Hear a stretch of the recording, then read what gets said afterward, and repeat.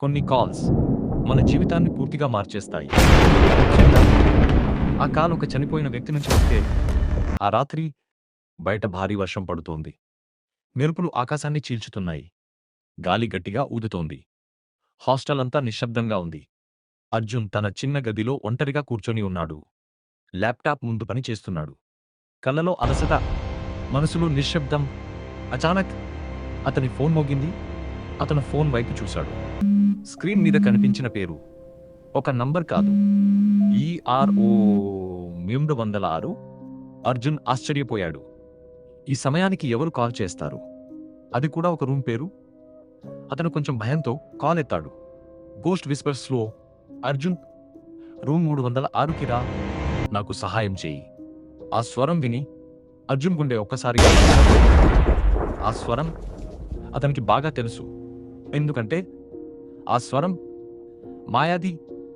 మాయా అతని క్లాస్మేట్ కి 3 రోజుల క్రితం అదే హాస్టల్లో అనుమానాస్పదంగా చనిపోయింది.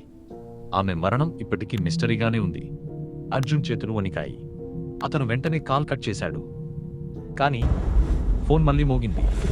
ఈసారి ఫోన్ వైబ్రేషన్ శబ్దం గదిలో ఇంకా గట్టిగా వినిపించింది. అర్జున్ భయంతో ఫోన్ ఎత్తాడు. గోస్ట్ విస్పర్, స్లోర్, నువ్వు రాకపోతే నేనే వస్తాను. అచానక్ అర్జున్ గది తలుపు నెమ్మదిగా తానే తెరుచుకుంది.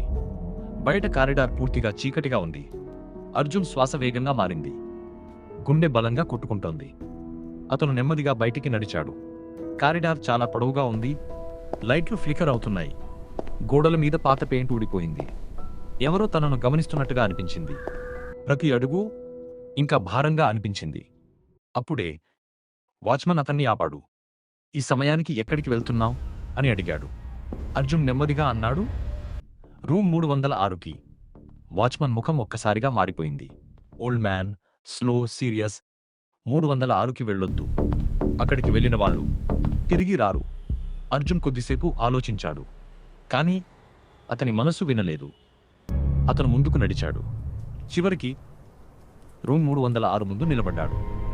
ఆ తలుపు పాతదిగా ఉంది. చిరిగిపోయిన చెక్క. సంఖ్య 306 అర్థం చెరిగిపోయింది. మాయా చనిపోయిన తర్వాత ఈ గదిని మూసివేశారు. కానీ ఈ రాత్రి ఆ తలుపు కొంచెం తెరిచి ఉంది. అర్జున్ నెమ్మదిగా తలుపును తాకాడు. తలుపు తానే తెరుచుకుంది. గదిలో పూర్తిగా చీకటి ఉంది. దుమ్ము వాసన. గాలి చాలా చల్లగా ఉంది. అతను లోపలికి అడుగు పెట్టాడు. గదిలో ఒక పాత అద్దం ఉంది. ఒక పాడైన పడక, చుట్టూ సాలీడు జాలాలు. అర్జున్ నెమ్మదిగా అద్దం వైపు నడిచాడు. అద్దంలో తన ప్రతిబింబం కనిపించింది. కానీ ఒక్కసారిగా అద్దంలో అతని వెనక మాయా నిలబడి ఉంది. తెల్లని దుస్తులు, చల్లని చూపు. అర్జున్ వెంటనే వెనక్కి తిరిగాడు. కానీ అక్కడ ఎవరూ లేరు.